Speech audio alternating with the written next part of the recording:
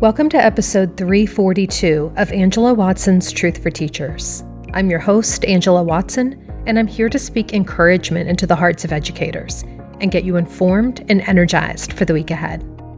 Today, I'm talking about the hidden curriculum and why it's impossible for us to teach just the facts.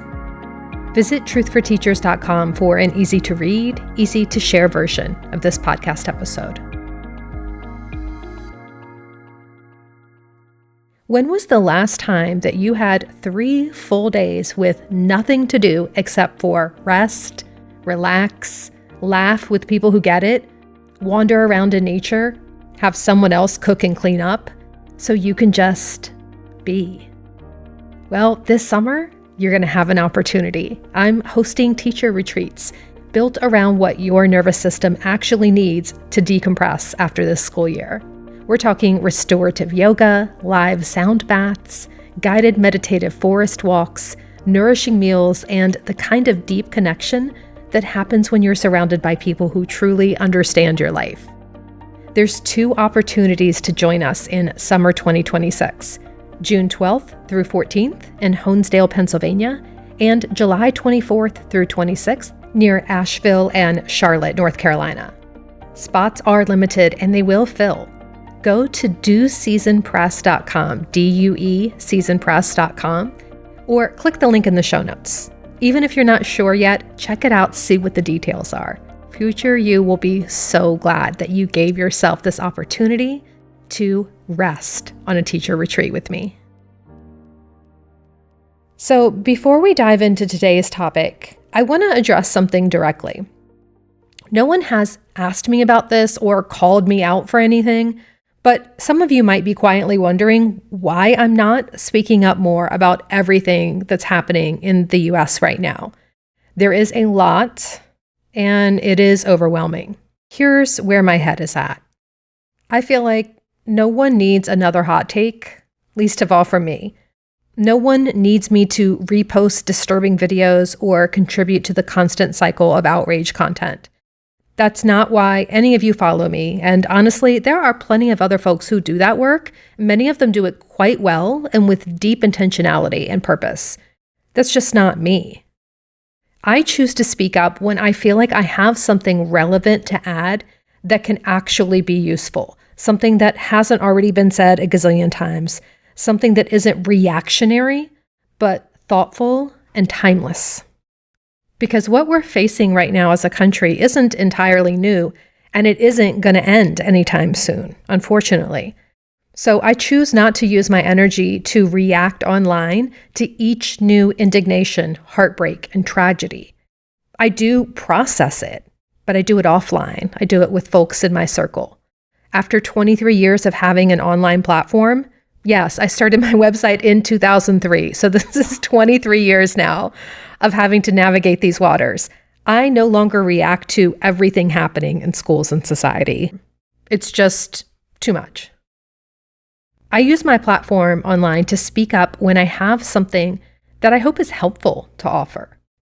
And today, that's the hidden curriculum.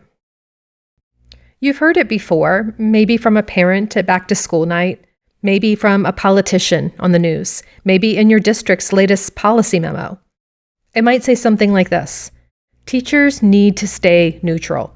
Just teach the facts. Stick to reading, writing, arithmetic.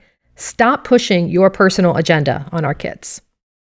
And if you've been teaching for more than a minute, you know something about that request doesn't quite add up, because neutrality is not actually possible. And let's be clear about something else. When people say stop being political or keep your politics out of the classroom, most of the time they don't actually mean politics. They're not worried about you telling kids how to vote or discussing Republicans versus Democrats. What they usually mean is stop teaching values and worldviews that I disagree with. And so I think it's important to name that right up front. We're not really talking about political speech. We're talking about values-infused speech.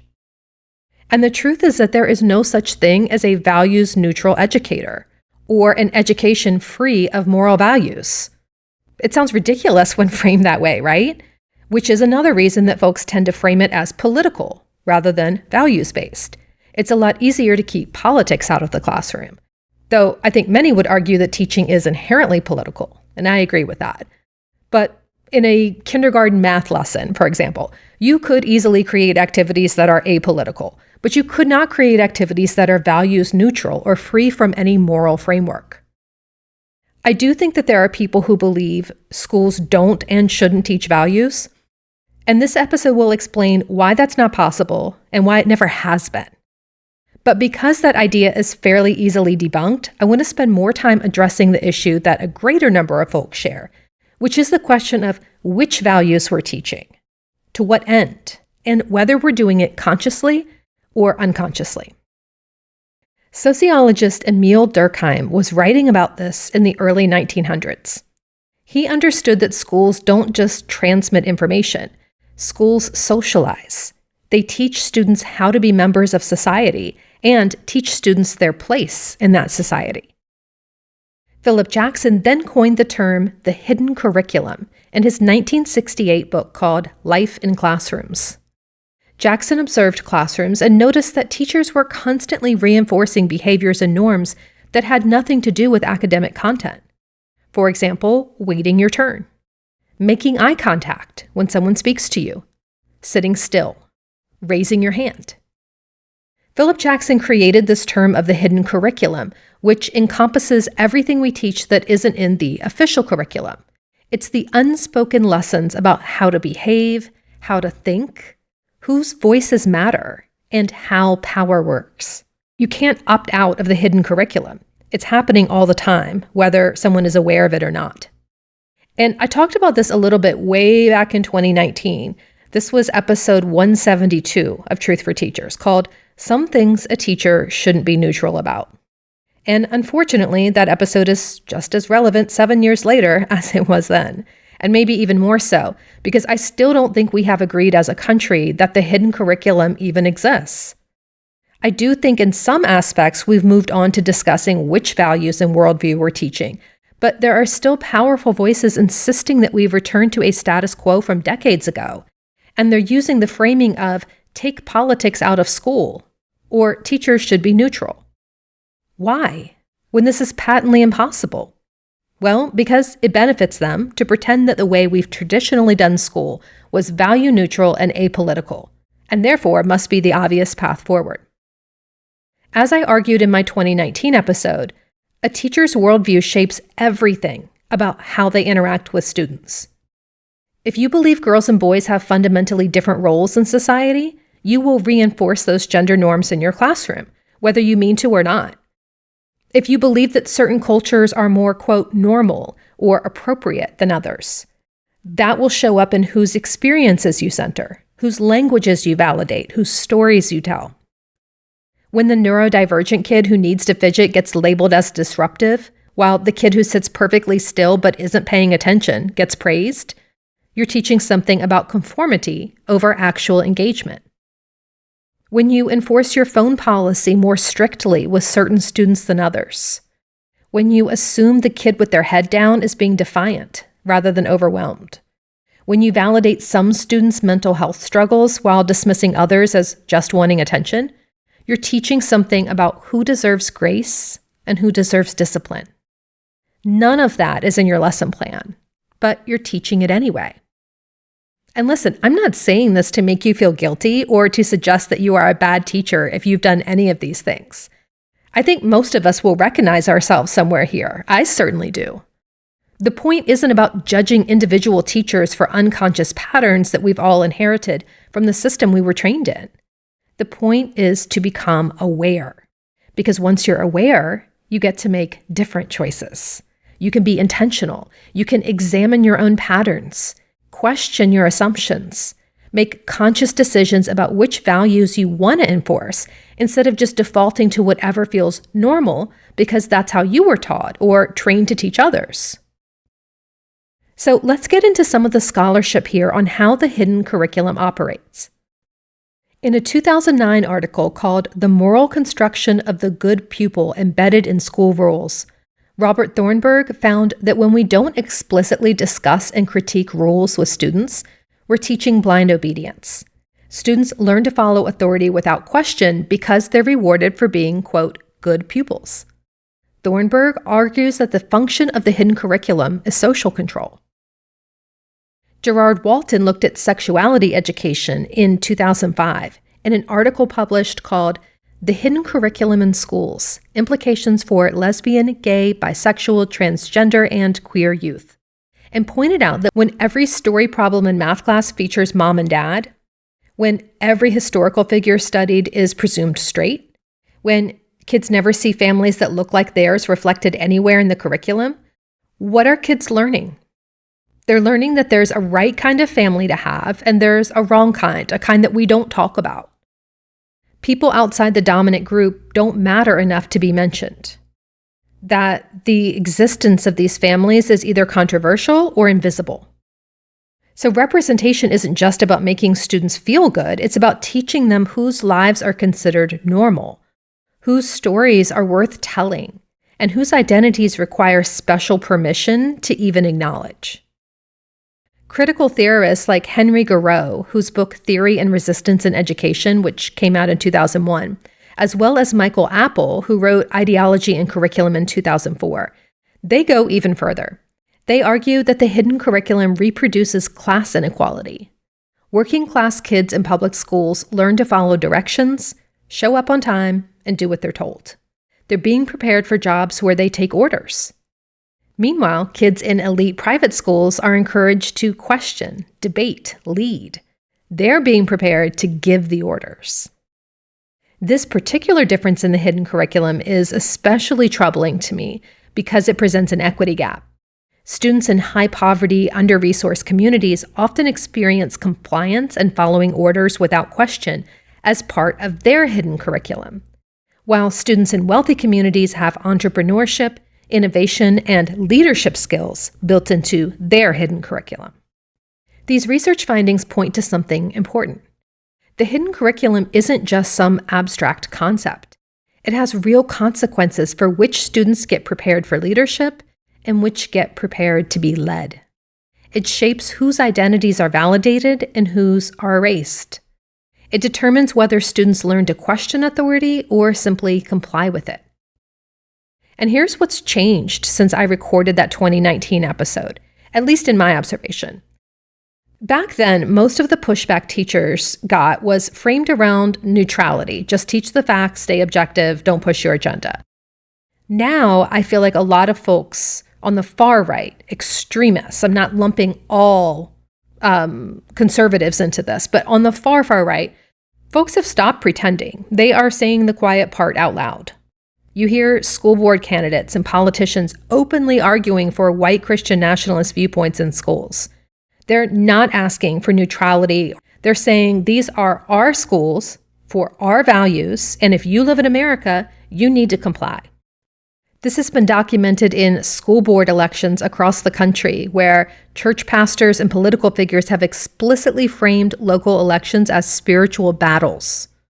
Academic research has analyzed white Christian nationalist rhetoric in Pennsylvania school board campaigns, for example, and Texas educators have tracked candidates backed by Christian nationalist PACs running for school boards across North Texas.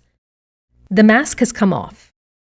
This particular group of people want dominance. They want their cultural and religious worldview centered as the default, and everything else is treated as a deviation and therefore a threat.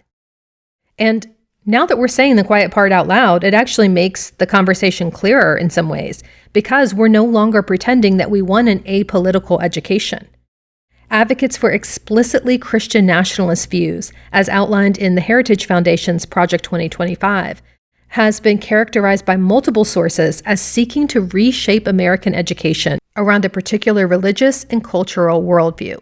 And by the way, I do have links to all of these sources in the article that accompanies this podcast episode, which you can get by clicking the link in the show notes. So where does that leave us? Well, in this scenario, we have folks who have an agenda, clearly, and I am advocating for clearly standing in an opposing agenda that is based in the values that most Americans across party aisles agree on. At this point in history, I believe what's needed is the statement of, Yes, we are teaching values. We are teaching respect and inclusion for everyone. We value diversity and we want to honor different belief systems.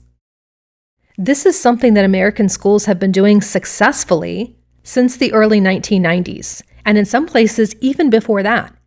I know because I was there. I was working in schools. I lived through this. We taught Black History Month in public schools in the 1990s. We talked about tolerance of difference and diversity in race and ethnicity and religion when I taught in Florida for 6 years. We knew the importance of giving kids books that featured different family types, people with disabilities, and a range of cultures and ethnicities. I remember very clearly in the 90s buying books for my classroom that featured people that looked like my students. I was taught to do that. I was encouraged to do that. My workplace expected me to do it. This was not controversial in the 1990s. It was widely accepted as best practice in child development and education for decades. The vast majority of Americans supported inclusion and diversity back then, and they still do now. This includes many Christians, many Republicans, many conservatives who, let's be clear, are in no way a monolithic group who all support the Heritage Foundation's vision for public schools. Recent polling shows that 61% of Americans consider diversity, equity, and inclusion initiatives to be important in public education. 61%, a clear majority. Another poll found that a majority of voters believe it's extremely important to ensure schools are safe and welcoming for every child. A UMass poll found that a plurality of Americans oppose ending federal DEI policies in education. And recent research from Columbia University showed that an overwhelming majority of respondents support teacher agency and inclusive curriculum. So, what are we doing here? We can't opt out of the hidden curriculum, but we can become more conscious of it. We can choose which values we're reinforcing. And when someone questions it, you can say, "You're right that I'm teaching values." Every educator does. The question isn't whether or not schools are teaching values, it's which values we teach and whether we're honest about it. I'm choosing to teach empathy, curiosity, and the ability to work and live with people who are different from you. These are the values that our diverse democracy needs in order to function. These are the skills that our kids need in order to be able to get a job and to function in society. If you prefer that I teach different values, let's talk about that. Notice what this framing does. It shifts the conversation from, "Are you indoctrinating? Are you trying to teach my kid what to think?" to, "Which values should schools be teaching?" And that's the real question that I think is worthy of debate and discussion. We have to move beyond the idea that political ideology only shows up in the voting booth and move beyond the idea that our ideology should only feature one set of values. We don't teach students from one type of family, one belief system, one religion, one ethnicity, or one narrow gender binary. And therefore, we need to teach the actual humans showing up in our classrooms, our community, our country. We all live here together. We all belong, and we all matter. That is the perspective that I think every American public school system should actively stand for, and to do so unapologetically. And I do place this responsibility on school systems rather than individual teachers, who should not be left alone on this very basic principle to stand and take the heat by themselves. It is time, it's actually well past the time, to question whether teachers should bring their worldview or ideology into the classroom. We cannot leave it at the door. The question is whether we are conscious of it, whether we are examining it, whether we are willing to challenge our own assumptions when they cause harm, and whether we truly want to respect and include all humans in our country, or whether we want to prioritize some over others. So here's what I want you to take away from this episode. First, the vocabulary. Using the term hidden curriculum gives you the language to explain that schools have always taught more than academic content. Anyone who says otherwise is either ignorant or lying. There is research. As I mentioned, I have linked to all of the sources for this episode in the article that goes along with this podcast episode. Second, I want you to take away the understanding that you cannot be neutral and that you should not even try to be neutral and instead be intentional. As part of that intentionality, decide which values you are teaching, preferably with the support of your team, your administration, and your district leaders. And that way you can be honest about it. Third, when someone says, just teach the 3 R's, call that out for what it is. They're asking you to teach the values that uphold the status quo while pretending those values are neutral. Don't let them get away with that framing. Fourth, make the invisible visible. Talk to your students about classroom norms. Explain the reasoning behind rules. Involve them in creating the expectations. When students understand the why, they're learning how to think and not just obey. This approach directly counters that blind obedience model that Thornburg warned about in his research. It is one of the most powerful ways to use the hidden curriculum intentionally for good. Make the invisible visible. And finally, examine whose cultures you are privileging. If your classroom expectations align perfectly with middle-class white norms, that's not neutral. That is a choice, just like prioritizing any other group of people or any other set of values. Ask yourself what messages the cultures that you prioritize in your classroom are sending to students from different backgrounds. Look, I know this is exhausting. You are already defending your profession from people who have never spent a day in the classroom, and you're already working twice as hard for half the respect you deserve. But this framework matters. When someone comes at you with accusations, you need to be able to say, teaching has never been neutral. Schools have always taught values. The hidden curriculum has been operating since the first classroom existed. The only question is whether we're conscious of what we're teaching in the hidden curriculum and honest about it or not. And I choose to be honest about it. I choose to be conscious and honest about what I'm teaching and why. You can point people to the actual research. This is not radical left-wing propaganda. This is established educational theory that has been around for decades. The hidden curriculum is not a new problem that teachers have created. It's a concept that helps us understand what has always been happening. And now that we understand it, we get to be more conscious about the choices we make and which values we reinforce. Your takeaway truth for the week ahead is this: every child who walks into your classroom deserves to see themselves reflected there, to have their existence treated as welcome, and to leave knowing that their life has inherent value. Stand up for the idea that every family, every culture, every identity deserves to be seen and respected. Uphold the idea that kids need to learn about differences and work across them. That is not a political stance, because public school teachers have been tasked with embracing and educating every child who is enrolled in their classroom. Uphold your commitment to representation and care for all families, as if that is not a controversial take, because it shouldn't be. It's not going to be easy. It's going to be worth it.